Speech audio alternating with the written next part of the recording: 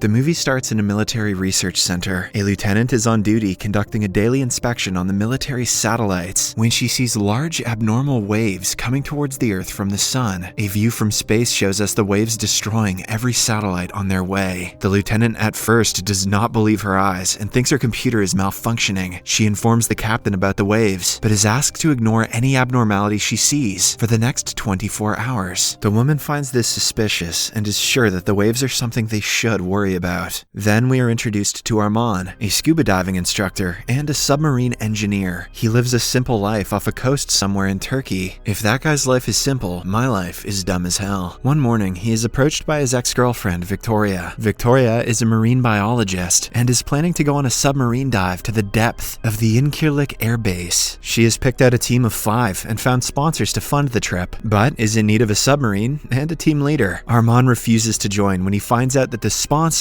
is his millionaire father, who he hates. A day after Victoria's visit, Arman gives it a thought and decides to join the trip to spite his father. When he goes to her place to inform her, he's received by a man. Arman thinks he is in the wrong house, only to find out that the man is Victoria's fiancé, Freddie. He will also join them at the airbase, but will stay on the ship and handle the technical part of the project. Arman feels uneasy working with the man, but doesn't show it on his face. Somewhere else, the soldier who saw the waves in the morning gets anxious and calls her mother. She asks everyone in her family to find a safe space underground because something terrible is going to happen when the sun rises. As soon as she hangs up, 2 soldiers barge into her house. The woman manages to trick them and drives away in her car. The scene cuts to the night of the initiation of the submarine project. The rest of the team consists of a foreigner, Felix, Arman's best friend Benson, and a college student named Rana. All 5 crewmates excitedly board the ship alongside Freddie and the captain. Upon reaching the airbase in the middle of the ocean, Freddie and Victoria wish each other goodbye, and the crew of 5 gets into the submarine. The ship's captain stops Victoria and tells her something strange is happening in East Asia, where the sun has risen. However, they assume it won't affect them and start the descent. Everything goes well for most of the trip, and the crew stays underwater for more than 12 hours. Suddenly, Arman notices that the ocean is too bright, given the fact that they are in the aphotic zone, where the sunlight doesn't reach. He moves the submarine towards the surface, declaring that the trip is over. Hours later, they reach the surface, but the submarine loses connection with the ship's crew. Arman tries shouting to get their attention, but even that doesn't work. With no options left, Felix moves the submarine towards the ship, while Arman uses a rope to climb up. He and Victoria are the first ones to get on the ship. They look everywhere, only to find out that the crew, even Freddie, deserted them in the middle of the ocean. In the control room, they finally find a video of Freddie explaining what is going on. In the video, he frantically tells Victoria that the sunrise is killing people all around the world. By now, almost everyone in Asia has died, and more are getting killed every second. Freddie and the crew are going to a bunker on a nearby island where the sunlight cannot reach. Arman and Victoria do not waste time packing up supplies and returning to the submarine. After the crew is informed of what happened, they make their way to the nearest island where the safe bunker lies. A while later, they reach the shore, but as they dock the submarine, they see another giant submarine emerge just a few meters away. The group watches in awe as a group of soldiers step out of the submarine. The captain meets Arman and finds out about what is going on in the world. Not a single person can be seen outside, so they assume everyone is in the bunker. The groups decide to join hands to get to the bottom of the situation. Suddenly, Victoria's satellite phone receives a message. It is a video of Freddie running to the bunker. In the background, hundreds of people are running around hugging their loved ones. The soldiers separate into groups and go into the city to look for survivors. Arman, Victoria, and the commander also leave to look for the bunker. When they finally reach a more populated area, they start seeing dead bodies. Because the bodies have no visible injuries except for burnt tongues, it seems as though everyone combusted internally and died a horrible death. Following the pattern of dead bodies, they reach a church filled with more dead people who died hugging their loved ones or praying to God. Just when Victoria is about to lose hope of seeing her fiancé, a soldier informs the commander about a man they found in the bank. It is revealed that a man locked himself inside a safe in the bank and managed to survive. However, his body is fried from the inside and he doesn't have much time to live. Arman asks him where the bunker is, but only gets a vague reply. At last, the commander shoots the guy dead out of mercy. He talks to the chief, and both of them decide to return to the submarine in the next 30 minutes. Arman and Victoria have that much time to look for Freddie, or they will be left behind. Victoria suddenly recognizes the place in the video Freddie sent her, and drives to the bunker with Arman. Back in the bank, a bunch of soldiers start pocketing bundles of money. They are stopped by the chief engineer, who enters the safe with them. Suddenly, the door to the safe closes and is locked locked automatically. A soldier named Altan tries helping them from outside, but since no one knows the code to open the safe, they are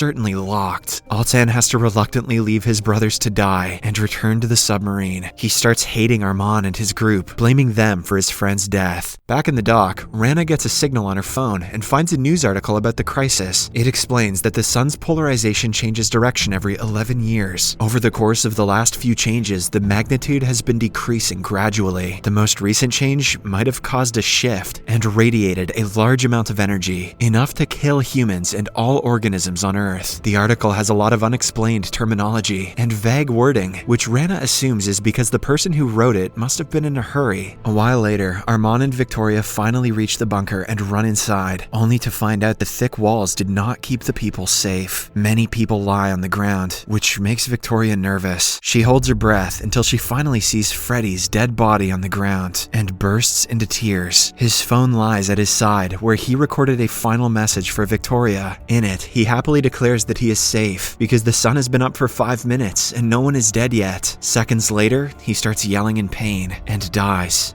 Dude jinxed himself. As his screams echo through the walls, Armand struggles to pause the video. At last, he breaks the phone out of frustration. Victoria doesn't even have enough time to give him a proper burial before they drive back to the docks. By the time they get there, the submarine is already closed and ready to descend. The commander doesn't want them inside, but the chief orders him to do otherwise. The group soon realizes that the only person on their side is the chief, and the rest of the soldiers hate them. They are asked to clean the toilets and stay away from everyone's sight if they want to stay safe. As they are settling in, the submarine starts moving aggressively. The soldiers panic because no one knows what the problem is. Moreover, the chief engineer died earlier in the bank, and the group lacks a skilled engineer. Suddenly, Armand recognizes the problem is with the submarine's hydraulics and fixes them. The chief, impressed by his skills, makes him the chief engineer. The commander is not happy about this, but he doesn't go against the chief's decision. Later, the group is cleaning the living quarters as ordered. Even in times of crisis, they joke around and try to make themselves feel better. The fun time is interrupted when Altan comes to check on them and hits them with several insults. When the group resists, he assaults Benson. Having had enough, Victoria goes to the chief and tells him about how they are being treated like murderers. The man promises to ensure their safety before sending them away. Meanwhile, in the living quarters, Altan secretly drinks alcohol with his buddies. They look for their stash of canned food and find some missing. A drunk Altan assumes it was Victoria who stole it and starts threatening her. He is stopped by Operation Officer Olivia, who also happens to be the chief's daughter. Altan doesn't stop there and wakes up every soldier to rebel against Armand and his group. He demands the chief throw them out of the submarine as per the majority's wish. The chief sternly asks him to stop causing trouble and is mad at him for drinking when it is not allowed. Moreover, the soldiers are restricted from taking canned goods to the living quarters, which gets Altan deeper into trouble. Armand then comes forward to apologize and calm everyone down. He explains that they need each other to survive because they might be the only humans alive on the planet. His wise comments make the commander change his mind about Armand and his group, and he starts to trust them. Felix, who is still in the living quarters, sees a soldier carrying a hand grenade carelessly. He panics and quickly runs to tell everyone else about it. The chief and the rest of the group race to the living quarters and find the man smiling, looking at the grenade. The death of his family back home has gotten the best of him, making him irrational. He thinks that everyone in the submarine should die so they can start a new life with their families in heaven. The chief tries his best to reason with him and calm him down, but nothing works. As a last resort, he walks into the room and closes the door behind him to save the others. The grenade goes off, and both the chief and the soldier die in the explosion. Seconds later, the soldiers start fixing the damage done by the explosion. Everything seems repairable except for a singular hole in the floor of the control room. No matter how hard Armand tries, the water pressure doesn't let the metal stay to cover the hole. The only way to solve this is to close it from the outside. Olivia volunteers to help Armand in the mission, even though she is still emotionally unstable after her father's death. They swim outside and reach the impact area. Armand welds metal to cover the hole, as Olivia holds a flashlight for a better view in the dark. Suddenly, a fish attacks her, making her lose hold of a necklace that was her father's last gift. She swims to get it back, but loses sight of the submarine in the process. When Armand notices her missing, he goes to look for her. The two find each other, but they have trouble getting back to the submarine again. Fortunately, the electric system in the submarine is fixed, and and they follow the lights to get back inside. Before they reconvene with the others, Armand asks Olivia to forget about what happened so she won't get into trouble. Inside, everyone is relieved to see them safe. The hole is fixed, and the water level inside the submarine decreases. The following night, they reach the army base to stock up on supplies and find out more about what happened to the sun. Benson is assigned no tasks, so he walks up the hill to get a view of the city. Upon finally reaching the top, he sees wildfire overtaking the city. Everything is happening so fast that he can barely keep track of who he is without his family. Eventually, he loses the will to live. Meanwhile, the commander and the others walk into the base to find their colleagues dead in the emergency room. Looking around, they realize the soldiers were trying to think of an escape plan before their death. They give all the dead soldiers a proper burial before looking around the base for items that might come in handy. A while later, as Armand and Olivia are collecting food, he realizes that everything has lost its taste. It is almost as if the sunlight sucked out all the nutrients from the food. Before they can research further, they hear a noise and go out to check who it is. Somewhere else, Victoria and Benson are looking for medicine and vitamins in the Army Base Health Center. Benson secretly pulls out a pill and eats it to get high. Call me crazy, but this seems like a really bad time to get high. At the same time, Felix is inside the submarine with Armand, talking about his life before everything. He mentions a silver flashlight he lost in the submarine and goes to the living quarters to check for it. Suddenly, he sees a person running out of the submarine. Since he and Armand were the only ones who were supposed to be in the quarters, he follows the person. Soon, the soldiers join him, and the episode ends as they finally surround the stranger.